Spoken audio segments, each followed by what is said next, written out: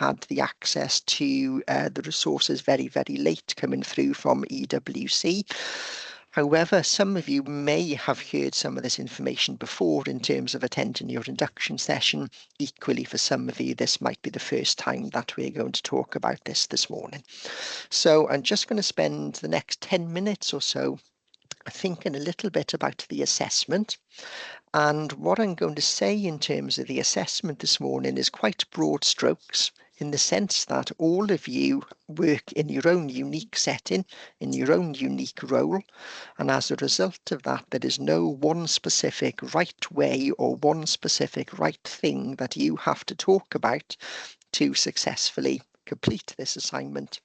In other words, you will all be able to contextualize this to your role and your setting. I'm also quite aware as well in terms of the wording, not everyone is in a classroom role, not everyone works in a kind of school-based setting, for example. So again, we will think a little bit about how you might want to structure your assignment, but I would also suggest that following today that you do have a follow-up conversation with staff at your own HEI to discuss whether they feel the strategies that you think you are going to talk about are appropriate for the purpose of the assignment. So going over the assignment itself then, what is it that you're going to be asked to do? So it's a 4,000 word written assignment with the title to create strategies to support inclusive classroom practice and to provide a reflection of their effectiveness in the classroom. Now, looking at that, the word create might be a little bit misleading. We're not asking you here to invent something that you are going to talk about in the assignment. Equally, we're not asking you to implement something specifically for the purpose of talking about it in your assignment now either. So realistically, what we are asking you to think about is different strategies or a single strategy that you personally have used within your practice, and the aim of that has been to support inclusion. Now, the strategy or strategies that you are going to talk about could be something that, you know what, you have put this into practice for a very specific reason in your specific classroom. Equally, this might be a whole departmental strategy. This could be a whole setting strategy. So it doesn't necessarily matter where that strategy has come from. However, as we said, it has to be one that you have personally used. In terms of the strategy, it has to support inclusion in some way. And as we'll see this morning, inclusion is very broad and it encompasses all sorts of different things. So your strategy could be looking at supporting academic attainment. It could be looking at supporting learning, but equally it could be looking at supporting behaviour or social or emotional well-being. It could be looking at supporting social skills. It could be looking at supporting learners who've experienced adverse childhood experiences or traumas. It could be supporting additional learning needs. It could be supporting asylum seeker and refugee pupils, for example. It could be supporting learners who have English as an additional language.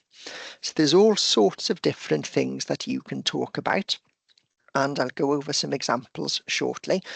The assignment guidance asks you to identify and discuss up to 3 strategies that you have implemented. Okay, so again, the key caveat is this is something you personally have to have used or implemented in practice. And what we would suggest is maybe this is something that you either doing currently or something that you have done over the last academic year, so that it's still fresh in your mind to be able to reflect upon it. So something or some things that you are currently doing now or have implemented since September 2024 as a rough guide. Just to think about, again, some examples that people have submitted.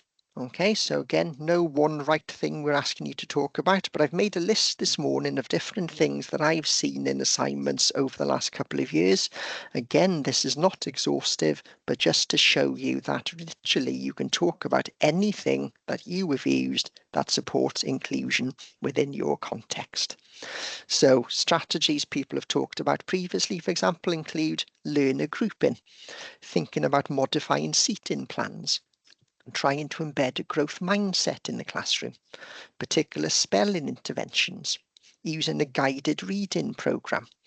Somebody talked about setting up a video tutorial system to support autonomous learning, behaviour support strategies, promoting the use of a home language to support the transition of EAL learners, thinking about how IDPs have been embedded across the setting, thinking about how person-centred practice has been embedded across a setting, accelerated reading programme to support literacy.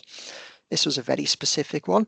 Differentiated workbooks to support the engagement with Gothic literature at Key Stage 4. Modified worksheets for Year 7 numeracy support. Using widget symbols to enhance communication with learners with ASD.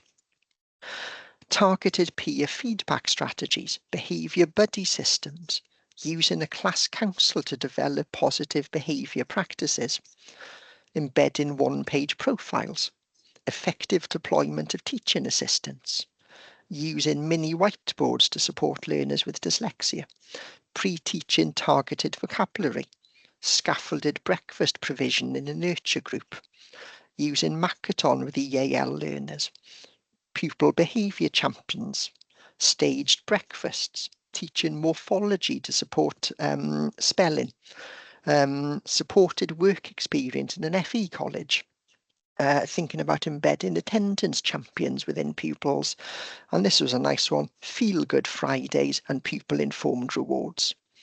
So just a brief snapshot there of different things that people have used, and hopefully you can see there isn't one right thing there we've asked people to talk about.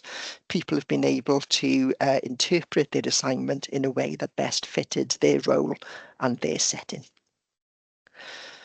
Thinking about the assignment in a little bit more detail, there are two sections to the assignment. The first part is approximately 500 words. Now there is quite a lot that we're going to ask you to fit into this first section, so somewhere between 500 and 750 words perhaps is maybe a little bit more realistic. So we're going to ask you to offer an overview of your setting and your role within the setting. We would suggest strongly that you do not name your setting. So this assignment is going to be based upon my role as a classroom teacher in a primary school setting in South Wales, for example, or this is going to be based on my role as an ALNCO in a large secondary school setting in North Wales or in an FE college. So please do not name the setting. We will ask you to give some background context of the setting. So number of learners on roll, for example, number of learners on your ALN register, anything else that's relevant, like learners who are entitled to free school meals, EAL learners. Does your setting serve a largely deprived economic catchment area, for example? Is your school in the city of sanctuary, which informs the type of pupils that you might be working with? And you're also going to be asked to give an overview of what inclusion means and looks like and how it's done within your setting. So you're going to think a little bit about, in my school, in my college, in my local authority, this is what inclusion means to us, and this is how we're doing it at the moment. And we're going to ask you to kind of think a little bit about, is it working, and how do you know? Or are there areas to improve, and what might those suggestions be? And we're also going to ask you to link this back to legislation and policy, like the ALN code for Wales, for example. Second part of the assignment, then, this is the remaining 3,200, 3,500 words roughly that you will have left. And this is where you are going to be talking about the strategy or strategies that you are going to implement.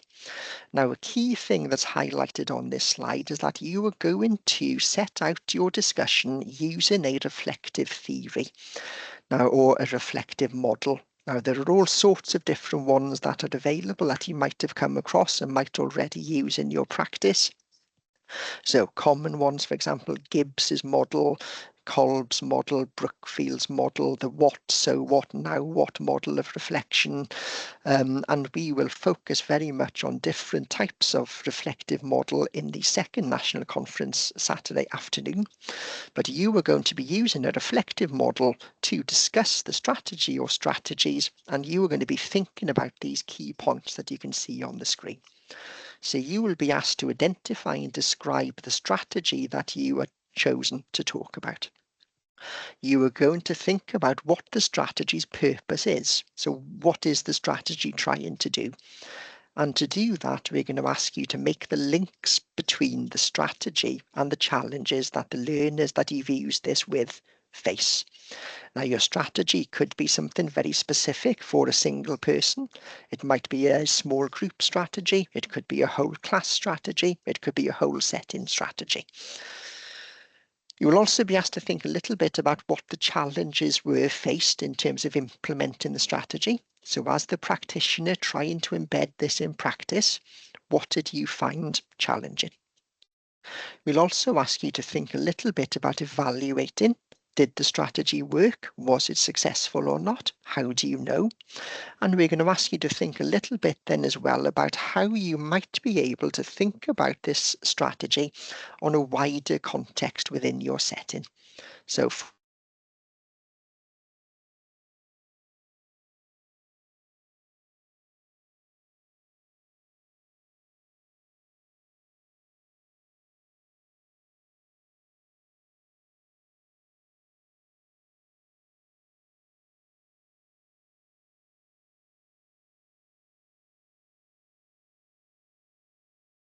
sorry, I'm not sure what happened to my computer then. I'm not sure. Can people hear me still at the moment?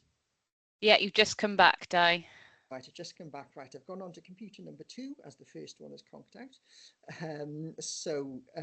Thinking about practice in settings, sometimes what we do in our classrooms can be quite siloed. How do we potentially take something that we have found useful in one setting, help to embed across further? Okay.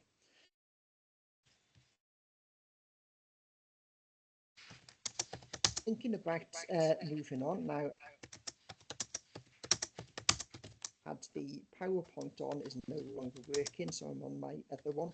So I'm not sure. Do you want me to share? Is that? Or Meg, if you've got them. Yeah, I've got it downloaded. So yeah, bear with me. Thank you very much. Yeah, apologies for the sound. This is as loud as I can get it at the moment, I'm afraid.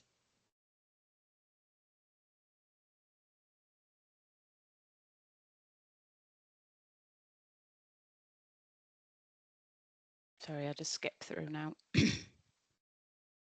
Okay, what a time for my computer decided needs to do a restart. What slide did you want, Di? That one with the marking. Yeah. Thank you very much. So what we've got on this slide then is the marking rubric against which you are going to be marked against.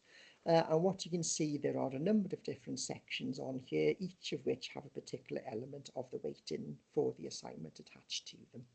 So the first part then, in critically engaging with the current debates around inclusion, this very much will focus upon that first 500 to 700 words within the assignment, outlining your context, outlining your role and your setting, and what does inclusion look like in that particular context. 75% of the assignment then very much is focusing upon your evaluation of and introducing the strategies that you're going to be talking about. I'm just going to draw your attention to the last chunk of 20%, where it asks you to frame your discussion using an identified reflective theory. So potentially you might want, as a bridge between your first part of the assignment, introducing the setting, to have an introduction paragraph where you talk about briefly, for the next part of the assignment, I'm going to use the what, so, what now model of reflection to frame my response, and I have chosen that because. And then you can go into talking about your strategies. And then the final part of the assignment mark then is related to referencing. So you will be expected, even though you are personally reflecting upon things that you have used in practice, you will be expected to make links to relevant legislation, policy and literature to support your discussion. Now you will find, if you have access to PLP, or when you do get access to it finally, that we do have some resources up there for you. and you are more than welcome to use those. However, those resources will be very specific to thinking about inclusion. When you are looking for references, looking at the strategies you've talked about, then the expectation would be that you would need to find those yourself to underpin those, because everyone would be different strategies. Meg, can we have the next slide, please? Thank you very much. Okay, so yeah, we go on to this one. So there may be, sorry, I'll start again. So in terms of the assignment process then, as we said, you will be submitting your assignment on Thursday, the 8th of January. You will submit that to your home VLE. So if it's at Swansea, it'll be on Canvas, it may be on Moodle elsewhere, it may be Blackboard elsewhere. In terms of the marked range for the assignment, anything that scores 50 or above passes, and then your mark would be locked in. So a 50% would be a pass, somewhere between 60 to 69 would be a merit, 70 or above would be a distinction. Now, life does happen, and very occasionally people do find that they've scored a mark in the 40s, for example. If that is the case, the 40% mark doesn't reach the pass. However, you would have a second opportunity to submit. However, any second attempts are automatically capped at 50. Okay, can we have the next slide, please, Meg? Okay, now I've talked quite briefly this morning about the assignment, and then my laptop died halfway through it as well, which kind of interrupted the flow. So what I've put up on this slide is a Padlet link, and I will monitor this during the day. So if you do have any questions that you want to ask about the assignment as we go through today, please pop them up on there, and I will keep an eye on it in the background as we go through today, and maybe this is something that we can pick up towards the end after the recap session. But again, the key advice in terms of the assignment would be have those conversations at your home institutions when you have those optional drop-in sessions over the next few weeks. And we have the next slide, please, Meg. Okay, finally then, I've got 2 minutes to go through this bit. As we said, some of you have had access to PLP incredibly late. Over the few slides that we've got here, I've just got some screenshots of what you will be able to see on PLP if you haven't been able to get on there as yet. So this is the Welsh medium version. So you will see there is a tab at the top of the page. So Croeso, Llyn Craidd 1, Welcome, Course Strand 1, for example. We have the next slide, please, Meg. When you click on each of the course strands, you will see that a drop-down option comes down. So we'll see for Llyn Craidd 1, there is an introduction session, 4 separate sub-strands, and then kind of a plenary at the end of it. And you will find the different reading and activity resources on there. We have the next slide, please, Meg. Going on to the English medium version now, again, you can see it looks the same. If you scroll further towards the right at the top of the page, you will see there is an assignment guidance tab. If you click on that, a drop down to the inclusive classroom practice assignment brief will drop down and will give you the same information that we've talked about today. You will also see that there are 5 example assignments that we've popped up on there that people have submitted previously.